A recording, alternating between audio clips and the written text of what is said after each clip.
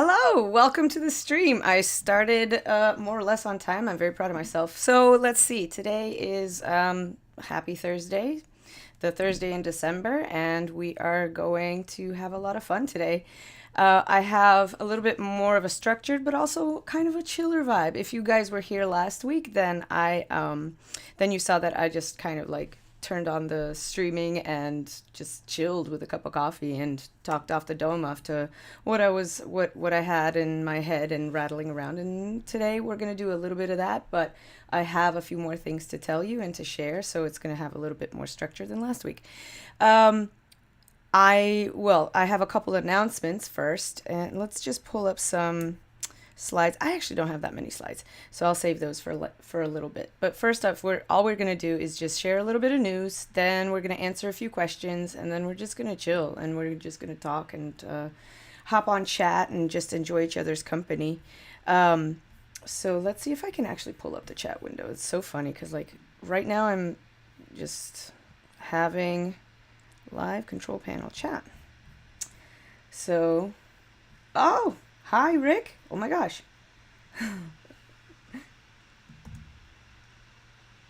Hi, chat.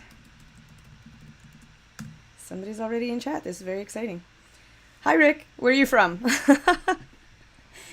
Yeah. Drop a chat whenever you feel like it. So I'm excited to have you and chat, and everything is working for me, so that's great. What else? What else? We got... So the first things first, we're going to talk about how the channel is doing, because I always try to start with how the channel is doing on the chat and on my streams. So let's pull up some slides that I did. Slides. Doo-doo. Oh, fancy. Oh, Rick, that's nice. I'm happy to have you here. From Massachusetts. Hi, Massachusetts. Yes, so am I. I do a lot of, let's see if I can pull Rick up on chat. Let's see, here we go. Chat window, and this is the window properties, and window capture, OBS chat. Check it out, right? I've got my chat all set up. What all do you do in Massachusetts? So what kind of filmmaking do you do? Do you do acting or writing, directing? Like, what's your jam? Tell me more. I'm going to talk a little bit more about how the channel's doing, and then I'll come back to you, Rick. So the channel itself is doing really well. We just passed 850 subs. We're on our way to 900, which is crazy because like that's a lot of growth in just a few months, and I'm very happy to have everybody here, and everybody's been so nice, especially like on shorts. So I feel like I've got two audiences, because like some people come for the shorts and some people come for the long form videos, and that's totally great, because like I feel like those are two separate audiences, and against all better YouTube judgment, I'm actually going to keep it that way, because the shorts is where I get to play and stretch my acting and my writing and my directing chops, and just like in little tiny micro-sized bites, short form storytelling. And then the long stuff is where I do more expository text about tutorials and cameras and lenses and projects that we've got going on, and friendly filmmaker posting gigs and things of that nature, like actual filmmaking. And so the channel itself is growing. So that's really wonderful news, because hopefully, like if we get, like the long story short is, if the channel gets monetized, that's one step towards being able to be do filmmaking for a living instead of as a passion project, which I love. Oh, actor, director. All right, let's get back to Rick. So I'll tell you, let me finish my spiel about, let me finish my spiel about the channel, and then we'll pop back in chat and see what's up. So the channel itself, 850 subs, 350,000 views on the channel, which is mind-boggling. Most of that is shorts, and we've got up to like 800. We're doing 800, 900 hours of watch time, which is only part of the 4,000 that we need to get monetized. But we're getting there, and I've got more videos. And the exciting thing is, this week I actually got some editing help. So I've had some interviews in the bank for 8 solid months now. Holler in the chat if you know about the Valkyrie Film Festival, because I interviewed several people there, and I have not had time to edit those videos. So what I did, I was like, okay, I'm just going to invest and I'm going to hire some help. So that's what I did. And so those videos will be coming in 2024, and I'm excited to post even more because the interviews are a lot of fun to do. It's like really fun to connect with other filmmakers and see what's up. So yeah, so speaking of, Rick tells me, I'm an actor director. I love your channel. Oh, thank you so much. I always laugh at your filmmaking reels. I saw your student film. I was so proud of that one. Me die care. Oh, I don't often laugh at my own jokes, but I thought that was one of the best things I've written in a long time. And I was like, yeah, this is a short. It's so true. And you know what? I feel like we've all done those mistakes. Is it me, or is it like just, I've definitely been there. Like, how many of you have been on a filmmaking set where you show up, there's no food, there's no structure, there's no, like, everybody's setting up equipment. That person doesn't know what they're doing with the camera because they rented it from the AV department for like 2 days and they have to give it back and they don't know how to work it yet. Or the sound person doesn't know what to do when it's windy outside. Like, they plan for all this stuff that they're not able to sort of compensate and deal with. And then, of course, like the more amateurish things of like, oh, well, I mean, bring your own lunch, right? Or show up 4 hours before we need you, actors. So it's a lot of fun to play in that playground and kind of reminisce too. It's like, oh yeah, I remember doing that. Like, I'm not immune. I've done that. I think all of us do. It's a lot of fun. I'm glad you're enjoying the short. It's great. Thank you very much. You put some wind in my sails. I love it. Okay, so I also have, on top of the channel growth, which is really inspiring and fun and keeps me going, you know, like I know that I'm going to be taking a holiday break for the next 2 weeks. I'll be back first week of January. I'm going to put a few like shorts in the bank so there's something to entertain, but honestly, like long form videos, I don't have that kind of time. Hang on a sec. I've actually had to play a 50 as a 30-year-old man, and it's very laughable. Yeah, though. Yeah, right. Those sound like my film sets too. Amen. I think all of us go through it as we're trying to figure stuff out, you know, and that's kind of what I'm trying to do with this channel, is like try to help folks, you know, sort of fast forward past those inevitable mistakes, and growing lessons, right? So we all try to kind of help each other. The internet is a powerful tool. Like, I didn't have this growing up. I don't know about you. After I left, my high school actually got a film department. Like, literally, I graduated, and the following year they built an extension on the onto the building where they had a film department, because all these kids contemporaneous to me were running around our backyards with our mom's JVCs or whatever, and we liked filmmaking, but nobody could ever have access in a school environment to play with those tools, to work with a sound studio, to work with a sound system, to work with an editing bay. Back then it wasn't even digital, you know, but they had a film department, and I was like, oh, I wanted it, and I was just graduating out of it. I'm aging myself here, but anyway, so I'm so happy, like, as an alum, that my Latin school descendants, as it were, like, they get to benefit from that development. But man, I got that FOMO going on, though. I would have loved to be in that kind of environment. But yeah, so I think all of us go through those growing pains, and it's just funny to sort of think about that as I'm building the channel and trying to answer those questions before they come up, or trying to warn the people just coming into the film world about those things. Like, please feed your cast and crew. Please stagger the arrival time. Please, this is what a call sheet looks like, you know, like, this is about communicating and respecting people's time. Like, yes, I'm sorry, even if there are only 5 of you on set, put together some call sheet, like in an informal sense. Make sure people know where the bathrooms are. Make sure people know where to park. Make sure you answer those questions before they come up. No, you're not going to be driving everybody to set unless you guys are like best friends and it's just kind of the thing that you're going to do. Like, there's a line between, you know, holding everybody's hand, but at least make sure people are informed and make sure you respect people's time. And as best you can with the experience that you have, try to estimate when you need who, right? Like, when you need what role. Because, like, the actors don't need to be there while the lighting people are setting up. They just don't. And it's exhausting as an actor to try to stay there on set. Do I mingle with the people? Am I in the way? Do I get myself something? Oh man, I'm hungry now. Like, I try to avoid those problems. And so that's hopefully what I can try to do with this channel, like, is to help the next filmmaker people avoid some of those things and get further along faster, just a little bit, just a little bit, because we're all going to make mistakes, right? Like, we're all going to make mistakes. Okay, so in service of that, actually, I had some questions that came up, and I'm very proud of myself because I prepared a few more slides. Oh, so yeah, let me walk you through. I'm going to show off a little bit, and then I'll get into the user questions. Boom. So this is what I got up to in November. I'm very proud. I posted October's on my blog, which is to say on my Ko-fi page, because that's where I keep my people informed. But this just came in for November's report. So as of November, I had a new record of subscribers, which I was very happy. Like 258 subscribers in 1 month is crazy. It's crazy. I was very happy with that. Then just almost 100,000 views in 1 month. Awesome. And then, yeah, most people were new, so that's nice, because that has nothing to do with me. That's a little bit algorithm. You're gonna hear that buzz term on any YouTube channel anywhere in the history of ever. Is like the algorithm notices that I post videos all the time and that people sometimes watch them, and this is the percentage, so they start to push my videos out to more people than they otherwise do.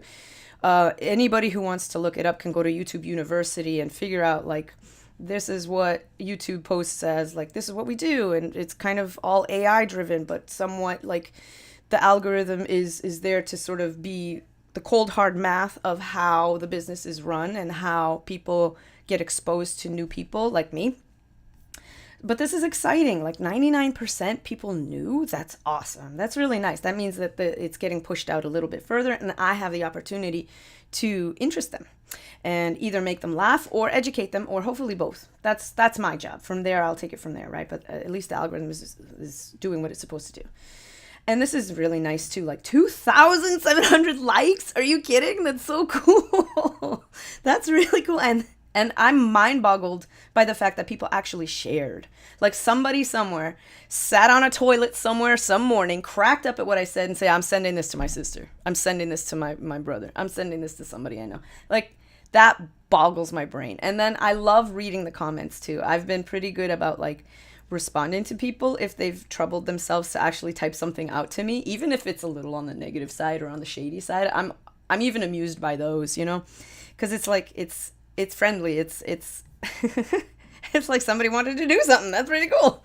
All right, let me pop back in and I will go over here we go. Hang on a sec. Rick, you're being awesome. I'm gonna chat with you for a bit. Those sound like, yeah, it's always very tiring when the call sheet is the same. Oh, it's like red flag, right? Yes. I mean, I'm just speechless with the flood of memories. You've just seen me relive many, many times when that has happened to me. And it's like, I love you, but wow. Like, it's like very tiring when the call sheet is the same as the crew call. I always try to stagger my film call times. Amen. When was your last film shoot? When was your last film shoot? I've definitely learned a lot more. Oh yeah, my last film shoot. That's kind of a tricky question. I was on film shoots several times this year. So Guidance was first up this year. That was in March. Then in technically end of March, I did more filming because those are the interviews that I did. That was the first time I did interviews. So when you watch them, I think you'll laugh because you'll be like, she didn't exactly have her framing down. But I was run and gun in the best sense. But I got, anyway, answer your question. I think I did another film shoot in June. And then I did a short film by myself in July, which is currently in editing. So I would say that the last time I was on a film set by myself, or actually with one other person, my husband was helping me, that was July. But a formal film shoot, I would have to say June, because that was the 48-hour film project. And yes, that's intense because that's like a different type of filmmaking. So anybody who knows a 48-hour film project, you have to go. Everybody is almost there all the time. But even there, I try to stagger my time. Even there, I know that I need to write the thing on Friday with whoever I'm collaborating with on that. Then Saturday is when we film the majority. And then Sunday, all I need to bother is the editor. The editor and I finish everything up. So even there, I try to stagger it to respect people's time and energy as much as possible. Yeah. What about you, Rick? When was the last film shoot you were on? I'll give you a second to fire that off. Because yeah, we learn everything with every film set. I learned something new. And honestly, like one of the best quotes I've heard from Steven Spielberg was pretty much the same thing. He continues to learn. Like this is a multi-billion-dollar like handling filmmaker. His budgets are crazy. Like his army of people that he has working for him on any given project is nutso, like huge. And even he says that he learns things on every project, and it keeps him going. It keeps him fueled, and like his stuff is consistently gorgeous. Like you know that he knows what he's doing. He's a professional. And same story though, man. He started with his mom's camera, filming bridges, filming his friends when he was a teenager, like a preteen, you know? M. Night Shyamalan, same thing. He posted something, I don't remember where I saw this. It was a special feature or something of one of his first monster movies. He was like 11 or something ridiculous. And he just, same thing, like a solo project. He was filming this. He always liked horror. You see these little puppet things moving along the floor. And you see the beginnings of that film language being practiced. It's the same. And so, yeah, I totally get it. I love the learning journey, and I love helping people on that learning journey. So I learned something new last week on the stream, like the fact that my autofocus wasn't working. It was like a lens problem, and I thought it was a camera problem. And my friend Jim hopped on chat, and he's like, yo, maybe it might be a lens issue. Like you need to investigate minimal distance for focal length for lenses. And I was like, oh, see, that's me learning something. You keep your mind open. You keep learning new little tiny things, and all of those goes into your little mental toolbox, and then you keep getting better. But yeah, respecting people's time, that's a big one for me. In fact, there was somebody who was like, oh dear, maybe I shouldn't say it, but I will anyway because I already started the sentence, so I got to finish it. I've started to be a little bit more crotchety in my older age with regards to being on time for meetings. And I know that I'm no perfect princess, and I've definitely been late to a few things here and there, but most of the time my record is pretty good, and I try to be respectful of people's time. So if I say I start an interview, for example, like if you don't show up, I'm barely gonna make it to the 15 minutes, you know, that 15-minute grace period. Like I always was like, and I'm doing something else. I'm trying to maximize my time, but I'm like irritated because I'm like, I said this time, not this time. I would have said this time if I meant this time. So timeliness is really important to me. And I gotta say that even from my earliest experiences, because of my college experiences on other people's sets with regards to not estimating time, and I try to pad my estimates too, when I started running my own sets, I was pretty consistent about and pretty successful in terms of, knock on wood, that continues, right? That if I said something will end by X p.m., it was done by that hour. It was done by that time. People left when I said, and people showed up no earlier than they were needed. We wrapped, we got the shots we needed in the time that I guessed, and I allowed a little bit of extra time for things to go wrong, and sometimes it wasn't needed. There have been sets a couple times, like where we came in under, and I was like, we got everything. Thank you so much. You get to go home another half hour early or whatever it was. So it's awesome. Oh, hang on. Let's hear what you have, what experiences. So I just finished a film shoot in November. It took forever, yes, but that was the kind of the point. We went from summer to the fall. Oh, cool. Definitely the longest project I've ever done, and as much as I loved it, I'm looking forward to getting back into a shorter, more low-budget shoot. Cool. It definitely was a learning experience, and I think I walked away a better filmmaker. Yup. I feel that way so often. I'm happy to keep learning, and it's just wonderful. Yeah, for real. Time is so important. Yes, time is so important. There have been so many times when I've been late to my own film shoots, and now I'm the very first one on set. Everybody should be at least... It's true. That's true. Especially the director, especially like the DP. Like there are some people that are... I know the call sheet is supposed to typically have the first actor as number one on the call sheet because that's typically what it is. But who wrote the call sheet? That's the AD. typically. Who definitely needs to be there to decide where to point other people in other departments to? The assistant director, the director, and the DP. Those three people are probably the first people on set. And before number one arrives, like number one on the call sheet. Yeah, being late is definitely a sign of not caring. Yeah. I kind of feel that way too. I try not to get offended when somebody is late to something, and especially since I've done that and it's like been a mistake that I genuinely like feel bad about when it happens, because I'm not perfect, like I said, but I definitely treat it with the reverence of like, I'm so sorry I stepped on people's time.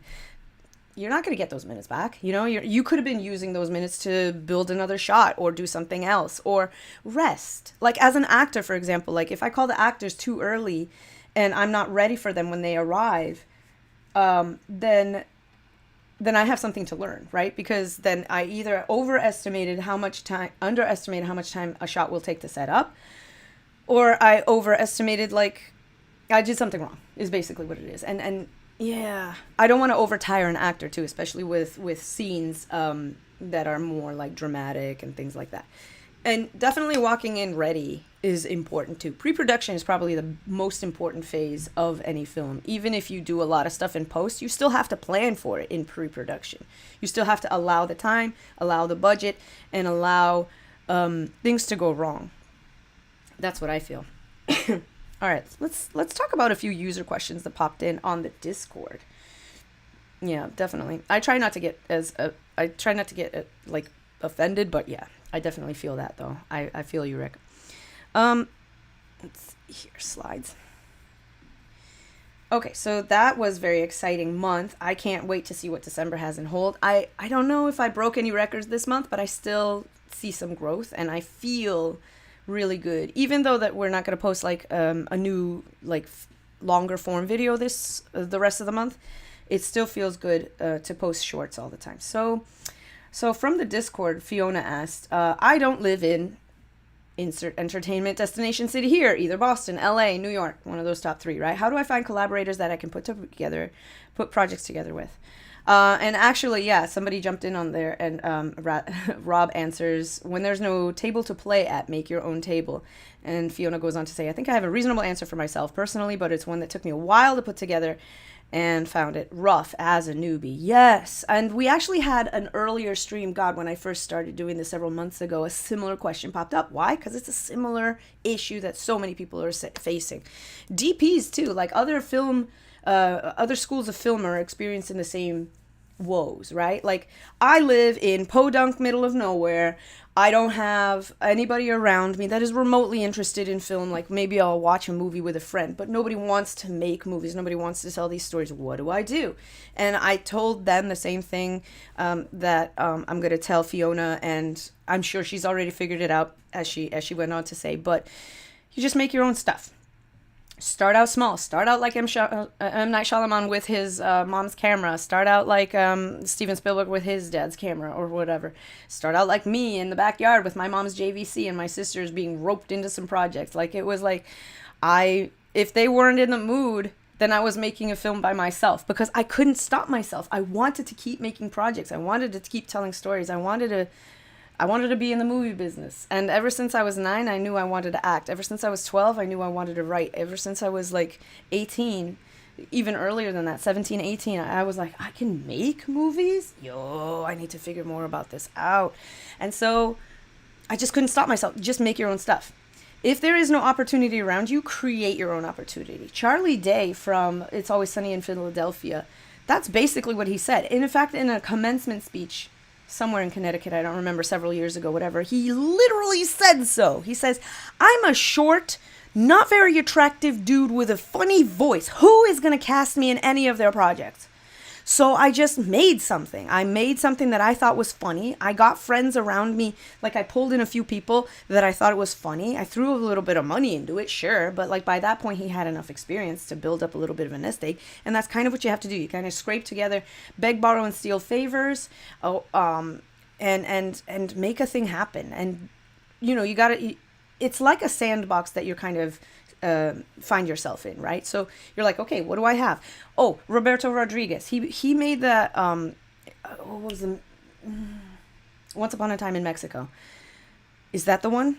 I don't remember. El Mariachi. I don't remember because it was all one of the, I can't remember which one came first. Anybody? Um, Anybody in chat, feel free to correct me. But everybody knows this story. $7,000, one film. Then he, fast forward later, he has to go and he writes a book about his experience of making a movie for $7,000. And it was like, oh, my friend's barber has a dog and he wants to be in the movie. Throw him in there. We'll film it.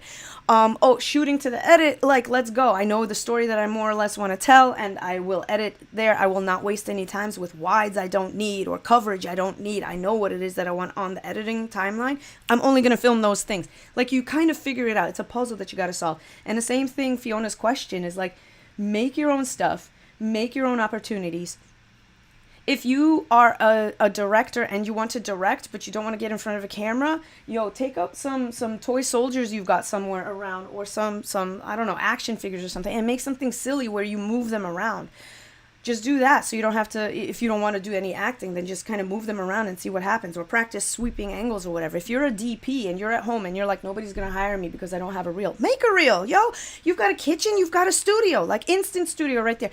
Study lighting through the camera, like put a bottle of soy sauce on the kitchen counter and film it at night, film it at day, film it at golden hour and see what happens. Like, make your own stuff, you got to have that drive and find your own way.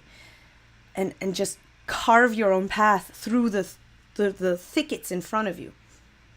And then eventually, when you put your stuff out there, people will notice it. And people will start, A, to take you seriously, B, to see what you're doing and see how you see the world. And some of them will have kind of an awakening and be like, maybe I want to act just once.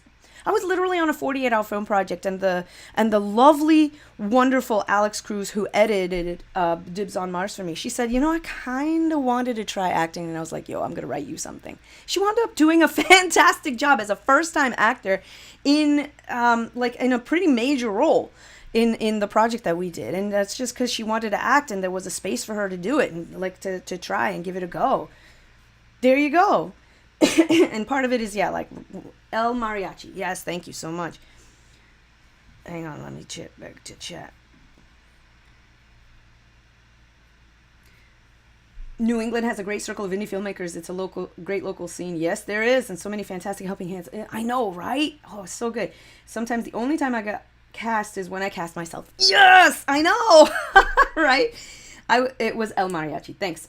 Yep, I learned so much from reading that, Rebel Without a Crew. That's the book I was talking about, the one where Roberto Rodriguez talked about how it was to make it.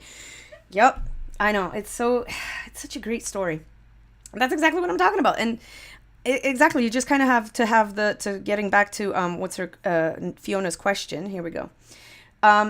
If you don't have your own space to make something happen, then you got to just make your own thing. Make your own thing. It's a small thing. Look at what I'm doing with shorts. Like, my shorts are small, tiny, ridiculous, but that's where I practice my writing. That's where I practice my acting, and that's where I practice my directing. Like, even a little bit of DP work. Like, yes, the background is always super plain by design, on purpose. But like when I'm the mustachioed gentleman or whoever, like, these are fake mustaches. You like them? I just got them. I don't know what I'm gonna do. I came with a costume, and I was like, oh, I'm keeping these behind it. I mean, I frame certain figures, certain personas, like, get kind of the staged, like, hero framing, and then other ones get more of a diminutive framing, or some of them, I use the MySpace angles for the one you saw this morning with, I can do that. Did you even notice? Like, it was subtle, but I thought about it. I was like, oh, this is such a MySpace angle. Just keep going. And I'm sure Fiona's walked that road already. It sounds like she's figured out the answer just by lived experience. But to everybody out there, don't wait for something magical to happen. Just pick up a camera or pick up a notebook, write your first feature. That's what I did. I wrote my first play at age 16. And it was formatted correctly. I'm talking about formatted correctly. The stuff I wrote at age 12 or 13, like, that was training. I mean, obviously I wasn't exactly a laureate poet at that age, but I was training, I was practicing, and I was getting my stories out there and trying. The practice of writing it down is irreplaceable. it made me into a better writer. All of those 10,000 hours started at that age, and there's no reason to not go for it. If you're in Fiona's boat, if you're in, so many people are feeling in that same boat. I mean, Roberto Rodriguez, M. Night Shyamalan, and Steven Spielberg, everybody. Honestly, I really don't think that anybody starts in film with like all the, except for the some folks who have like more like connections. Like for example, oh, you know the examples. Who cares? Everybody accuses LA of being filled with nepotism. There's a certain degree of exposure and training that comes to it, and certain degrees of truth to it. Is the you know, the whole idea of it's not what you know, it's who you know. Part true, not wrong. So it's harder to build a community if you come from like no background in film or anything like that. But yeah, I mean, being exposed to it at a young age made Bryce Dallas Howard a better director because her father was in it and her grandfather was in it. And so you can't discount that kind of exposure. You can say, oh, she had the opportunity. Yeah, she did. But she also had the training. She also had the exposure, and she had the value of it too. If you like look at the documentaries of or interviews or anything with that family, like they know what they're doing and they practice really hard. So no shade thrown from me anyway. All right, chat, let's see. Yeah. I always hear the feature versus shorts argument. Where do you stand? Would you continue making a short or would you want to make more features? Some people consider the short films not real films. It's not what you know, it's who you know. Yeah. Who knows you? Oh, very, very fancy. I like that. That's a good capper. It's not. Wow. Oh, that's glib, but inside, that's a nice one. I like, that's new on me. I like it. Yeah, you're not wrong. Your reputation does precede you. I mean, look at what happened with Ruby Rose. She was a real POS on the set of Batman. Batwoman, if you guys know the CW show. And there was a little bit of drama behind the scenes. Everybody was very politically, whatever, cover up, hush hush, very polite and demure about it. But when she got canned between seasons 1 and 2, creative differences, it was too hard on me or whatever else. And then she went and posted something on Instagram that sort of blew everything up because she posted something very shady and very spoiled and nose brat about it. And pretty much everybody came out of the woodwork like, oh, no. You know why you got canned? Because you were routinely mean to people, like mean, spoiled brat behavior, showing up late, showing up not knowing your lines, and made people's lives miserable. And now guess what? Like, she's not, I haven't seen her in anything since, and it's been several years. And she probably could get herself back in shape. But you know what? Yeah. Nikki! Hi, Nikki! Listening to you while I drive. Good stuff. Where's MySpace? I must be too young. Oh, yes, that's right. I don't know. I still have my my top 8 configured somewhere. Oh, my God. That's so true. MySpace. Thing of the past. Or is it? Because everybody still references it. Everybody knows the MySpace angles. Oh, are they called... Should I update my terminology? Are they called Insta angles now? I don't know. Now I sound... If I prepend it with the, I've completed my journey into old womanhood. That's it. If I go the Insta, that's it. I'm done. I'm an old lady now. So maybe not. Rick, excellent question. Features versus shorts argument. Where do I stand? Oh, wow. That's tough. Because here's the thing.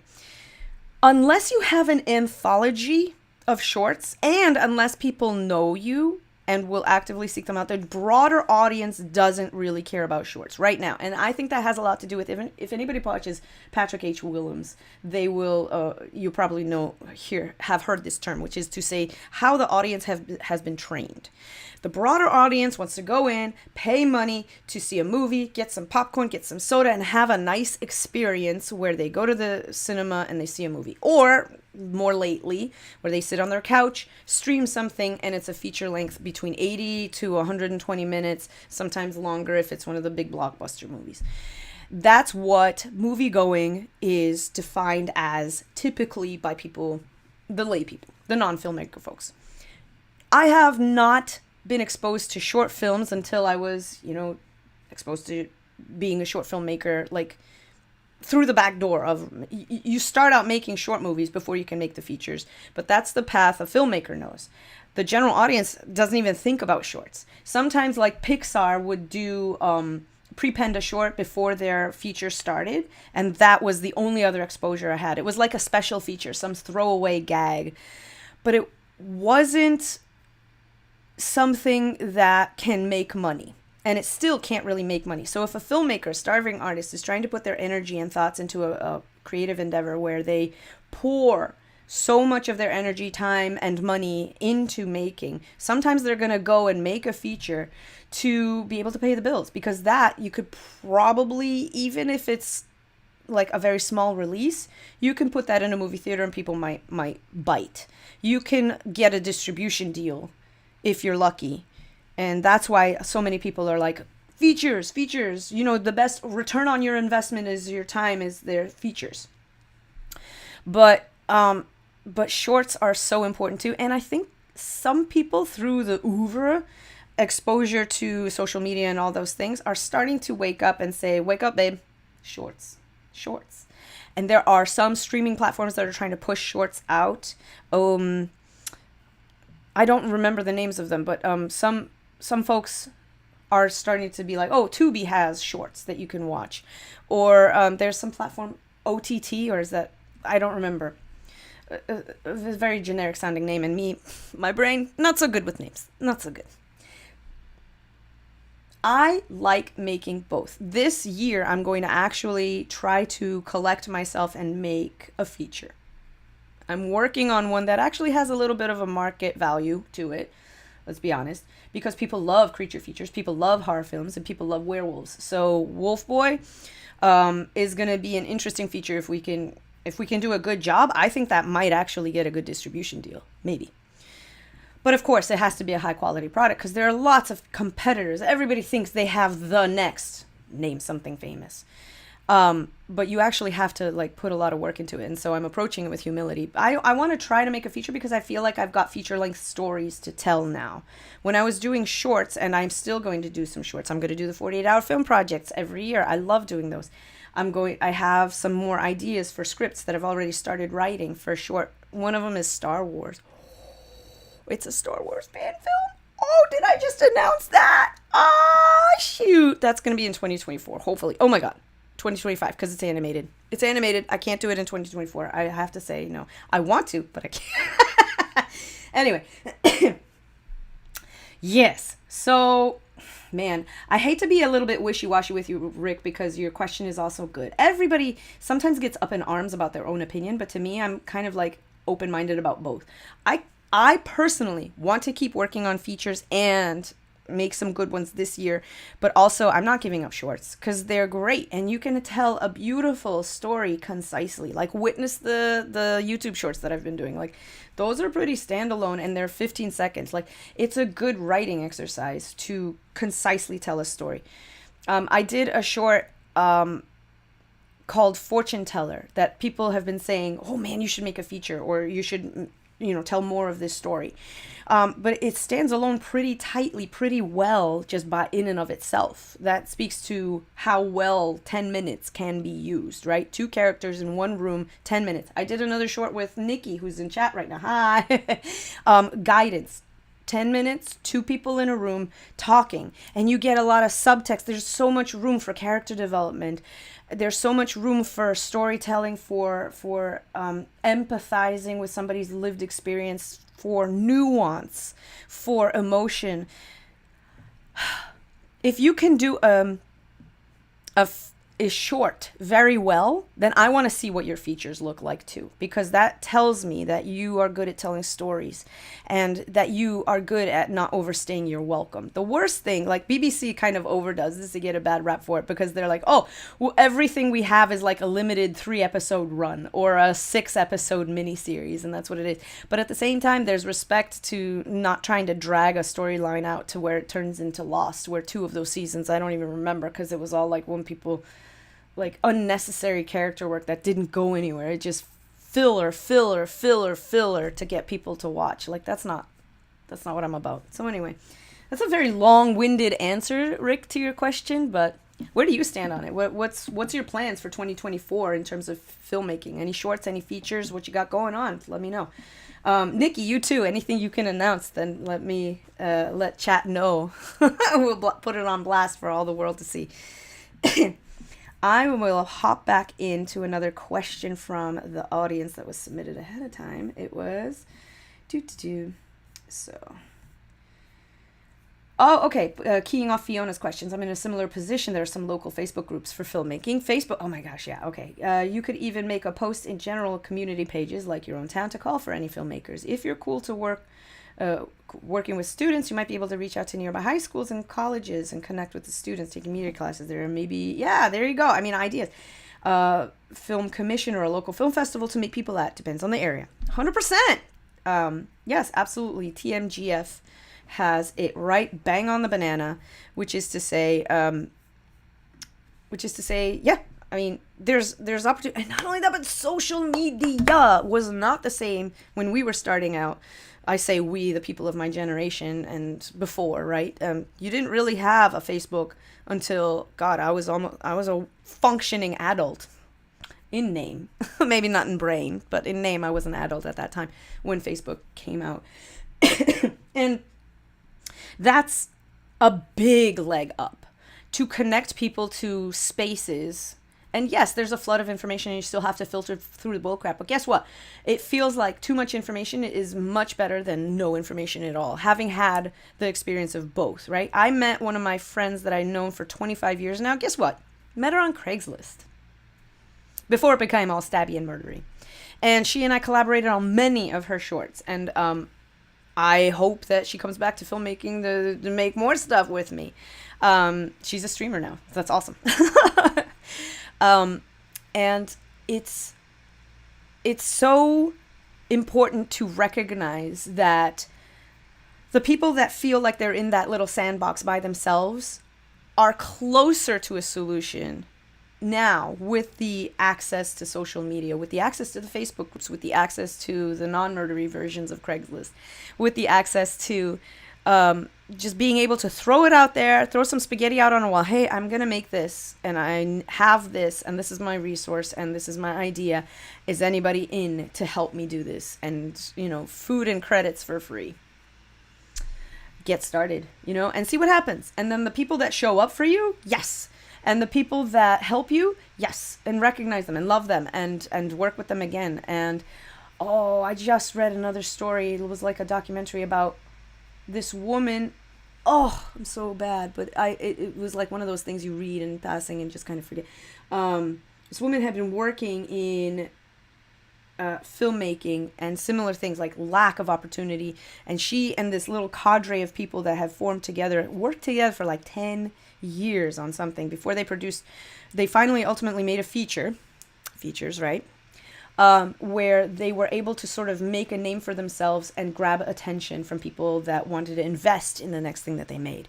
But instead of turning around, taking that budget and casting people that would put butts in seats, what she did was she said, no, these people have been in my corner since day one, and I'm going to use them again to make this bigger thing. I'm throwing the money at being able to pay them. I'm throwing the money at the set deck, at the post-production and stuff like that to expand what we're doing. But we're going to do this together. They helped me get here, and I am going to recognize that by not like abandoning them and not be thanks, bye, No, this was she like felt so deeply within her that this team that had been working with her for free 4 years helped her get this opportunity, and she was going to be able to pay them back for that in some small way and say, this is my team, this is my family, like this is my film crew, and I'm making it with them. And yeah, I mean, it's just wonderful. So yeah, talk about making your own experiences, right? So chat. MySpace should make a comeback. I agree.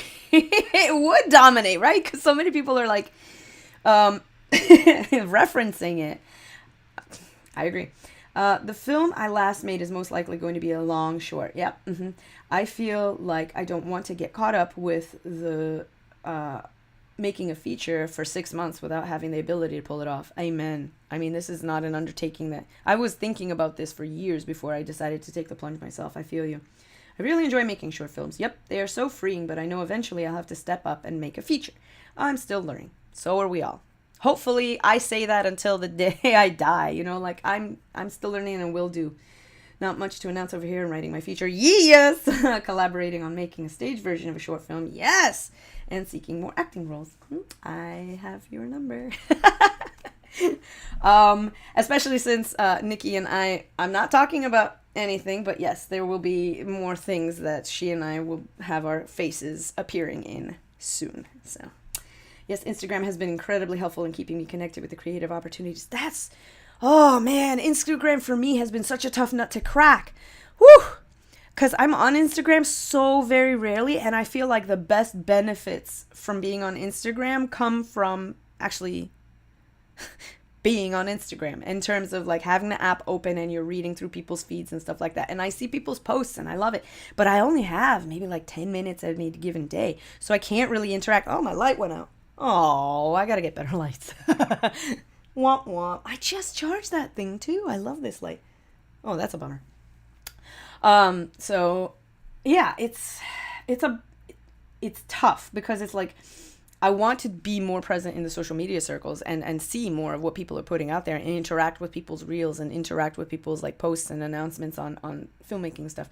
But literally, I don't have more than a few minutes per day to like be there and catch up as much as I can. And I very rarely post anymore just because each post would take several minutes that I don't have. So it's tough. But yeah, Instagram, the filmmakers, everybody is on Instagram. It's a good place to be. If you can manage to put the time in there. Looking for possibly making a horror show.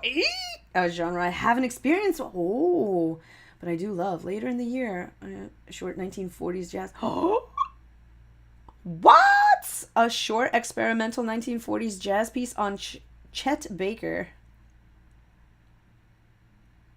Yo, you have to send me a link. You have to send me a link when this is done. That's great. Wow. Just that sentence alone is beautiful.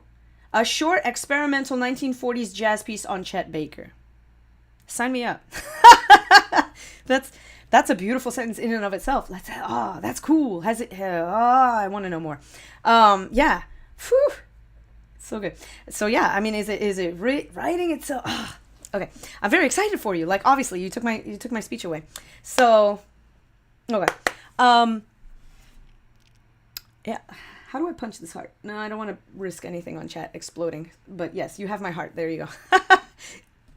Because honestly, I did that once and then chat exploded and I don't know. This whole OBS situation is still a little bit of a black box to me. But anyway, yeah, I'm fully in your corner and I'm curious about the project too because that sounds really fun. Oh my gosh, the set deck on that. I can already see like 1940s set deck with the radios and the prop department would be very expensive place to play, but that would also be like super, super fun to play. The music. Are you kidding me? The music opportunities for somebody with, yeah, because you already have the music. And as far as I know, isn't it royalty free at this point? Isn't it in the public domain? You could probably use it for free at this point. So now I'm noodling on doing the project itself, like that, problem solving those things. Like, you've got the music, and even if you have to license it, that's a small drop in the bucket of doing like, that's a worthy investment, especially if it's just a short and you only need a few songs. Oh, that's so cool. I'm wicked happy for you. Submit it to Shauna Shea Film Festival so that I can see it when you're done with it. And the horror shorts, like, that's actually interesting because I actually started out with horror shorts. The friend that I mentioned, Jillian, if you're on chat, say hi. I know, Nikki says I'm so busy with YouTube. I so am. I know, I am, and I love it. It's the great kind of busy. It's the busy I wanted to be. And I still have so many videos in the editing bay. That's why I started to reach out for some extra help. In fact, I've got one short that I reached out to another editor for extra help with because it's got a special effect in there. And yeah, so we'll see how that turns out. Yes, it's the good kind of busy. That's so cool, Rick. I'm really happy for you. And I can't wait to see what happens. But yeah, horror shorts is where I started out, actually. So Jill's projects were a horror short. The first script she actually showed me was actually a feature that she had written, and it was good.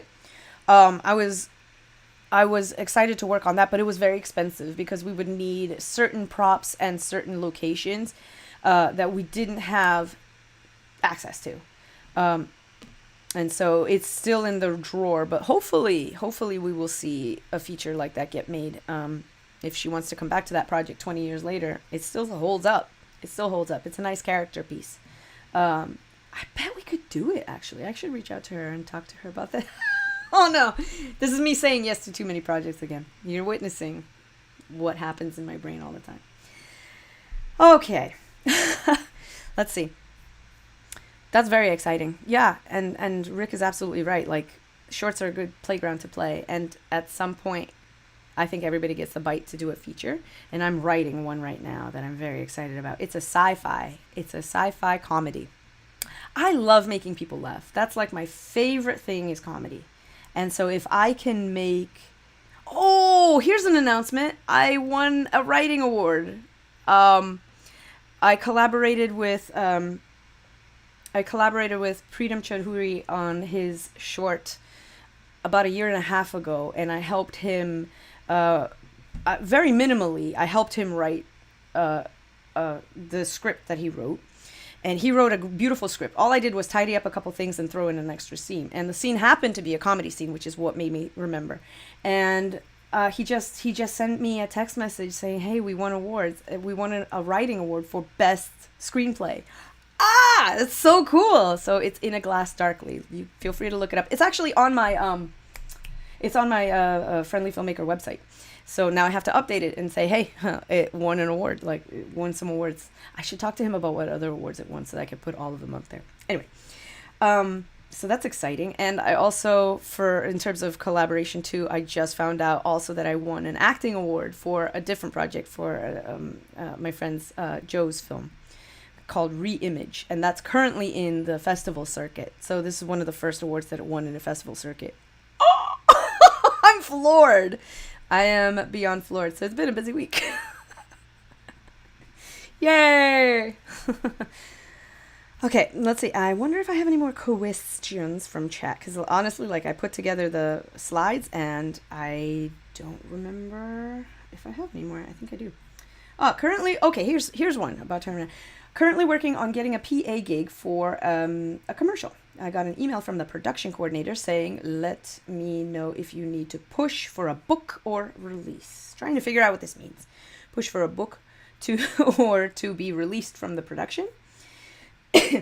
This is filmmaker speak. I feel like production coordinators definitely use shorthand, but sometimes in places that they shouldn't. But what it means, actually, somebody else in the Discord handled this question, and I'm glad, because Chandler phrased it perfectly. Being booked means you have the job and are in the system to work. Released means you are no longer needed. So if they are asking you if you can wait in limbo to find out if you're needed or not, do you need more immediate answer because you might have another job that day? Solid answer. I thought I'd put it out there for you because it's terminology. Film speak can get a little complicated a little quickly. And so I'm actually going to do another video in 2024 about like film terminology to make sure to give people some sort of sense of like, oh, when they're saying this, they mean this, they mean this. And that's another one in service of that. I just thought I'd throw that question in there because it's nice to know. Like, oh, I can wait because I don't have anything else pending that day, or I actually have another job. I need to know which one to say yes to because I have another opportunity potentially that same day, and I need you to tell me if I have this because this is my number one choice, but I would go with my number two if you tell me that you don't need me. And so that's the phrasing for that. That's the phrasing. I have some leads on free set designs. Oh, and the film is kind of inspired by Chet Baker. It kind of flashes back between older Chet Baker and younger Chet Baker and his music and drug use, flaws and all. Yeah, people love a good music documentary retelling story of. Witness, what was this? Ray, the movie with Jamie Foxx. Witness the Elton John movie that was out there. Witness the, oh man, not ABBA, the other crazy sensation, musical sensation. Somebody Mercury. I don't remember. I'm no good at music, so sorry. But you take my meaning. People would be passionately like waiting for that, especially since good music puts people's butt in seats. So that's very exciting. And you have leads on free set designs. We should talk. We should talk. Set design is no joke. Nikki, how tough was it with guidance? Like, did you see the amount of set deck that was there? There was like thousands of dollars of like stuff that was in that set. Just literal thousands of dollars. The chair that we went to find in this free cycle place, the decks, the tchotchkes that we had. We joked about the tchotchkes all the time, all day, every day. But the little tiny jewelry things, all of these had to be of a piece, coordinated. The colors had to be just right. The matching of the style of pearl that this character was wearing, and all this stuff. The frames that we had to go out and like try to match to the rest of the decor. The decor itself, like the bedroom that we were putting together, the bedspread, everything had to be thought of. I know, because I did it. We didn't have a set deck person on there. And so I wound up doing most of it. And yeah, me and Pritam, who helped me on guidance, we did a lot of back and forth of like, okay, what's close to your area? What's close to my area? Let's go and pick up some free furniture. And what do we have to buy? What do we have access to? And we really wanted to put together a well-dressed set for this piece. Yeah, it's no joke. So if you have a lead on free set designs, that's awesome. See, that right there is like the who you know bit that's coming into play, and it's so nice too. It's like that's part of the filmmaking fun in pre-production is like you're always solving puzzles. You're always saying like it's always kind of a push and pull. Big budget features do this too. That's what the executive producers are designed to do. The line producers, the everybody, the location scouts, everybody is doing the same thing. It's that level of looking at a script and saying, all right, how do I make this happen? What's my dream scenario? What can I do without? What do I have access to? And what's going to cost money? All of those questions have to be answered on every single page of every single script ever. And it's just part of the fun. That problem-solving element is so fun to me that I can't live without it, you know? But yeah. The horror short is a 1950s doo-wop horror ballad that focuses on a dying vampire. Oh, inside of a 1959? Rick is dropping some hits. That's amazing. I know many people that would love to, A, help, or 2, at least see it, you know? Yo, that's great. That's fantastic. Are you on, Rick, are you on the newsletter? Because, like, I think that, you know, sign up. If you're not already signed up for the newsletter, get on that list because there's lots of people on that list that networking element would love to do that. Shauna Shea is a great film festival. I won Best Long Short Film for my comedy, Step Right Up, last year. Step Right Up? What am I missing? Wait a minute. Step Right Up? Congrats on winning. That's so great. I remember when you won a show. Rick, that's so... Thank you. I can't wait to see the next things that you make. That's so good. Oh, awesome. Are you going to MIF this year? I can't wait till MIF. That's going to be fun. I'm also going to Valkyrie. Hopefully. I think so. It's always the same year. It's always the same weekend as PAX. So the last two Valkyries... No, sorry. Valkyrie last year was at the same time as PAX, and then they released the schedule, and it's again the same weekend as PAX. And I'm like, oh, I love PAX and I love Valkyrie. I'm having a tough time negotiating. Thank you, Rick. That's awesome. Yeah, I actually don't know if I have another short lined up for this. Oh, yes, I do. I've got so many in the editing bay, but I haven't submitted them yet. So we'll see. I know Dibs on Mars is going to be, I think Dibs on Mars is going to be at MIF. I don't know. TBD. Or was it already? I can't remember. I'm sort of lost. Yeah.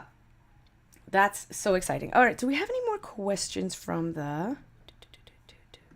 I'm very excited for your projects, Rick. I'm just so excited to see what happens with those. Those are seriously like winner ideas. Those are great.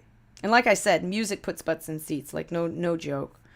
I think I might be out of questions. I'm not sure. Of the ones that were submitted ahead of time anyway. Yeah, that was it.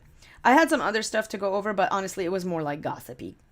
So I didn't include it in the list. So there were some claws out on Discord the other day. But this is fine. So that's actually wonderful. Guys, you have made this such a delightful chat. Yeah. My light blew out.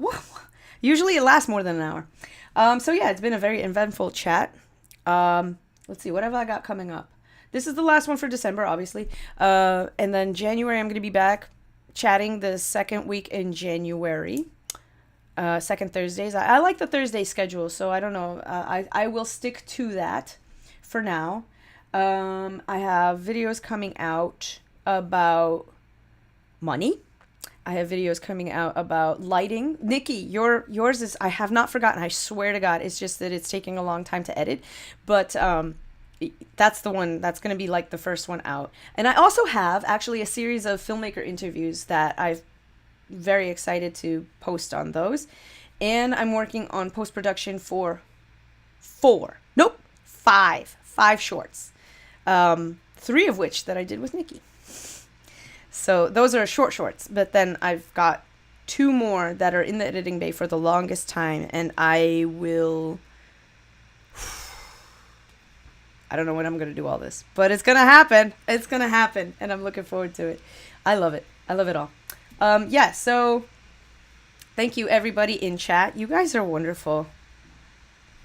You guys made this so fun for me. Thank you, thank you, thank you for being here.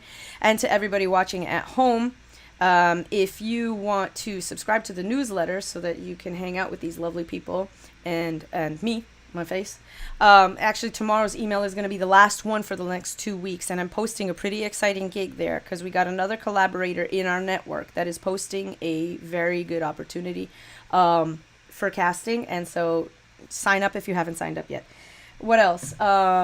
Visit the Ko-fi shop, like, subscribe, help the YouTube channel grow, watch a couple of my old shorts, leave a comment. That helps the algorithm too, push it out to more people. Check out my shorts if you think they're funny, and even if you don't, check them out anyway. And that's it. Thank you all so much for being here for my live stream. These are getting better, and I'm having a lot of fun with you guys. I just want to thank you all for being here, and take it easy. Chat, bye. I love you. I'll see everybody next time. Thank you. Bye. Friendly Filmmaker is a Tuba Creations production. Don't forget to like and subscribe. Find us on Facebook, Instagram, Twitter, and Mastodon. And if you like what we do, consider supporting us on Ko-fi with either a one-time donation or a membership. Members get all sorts of great perks.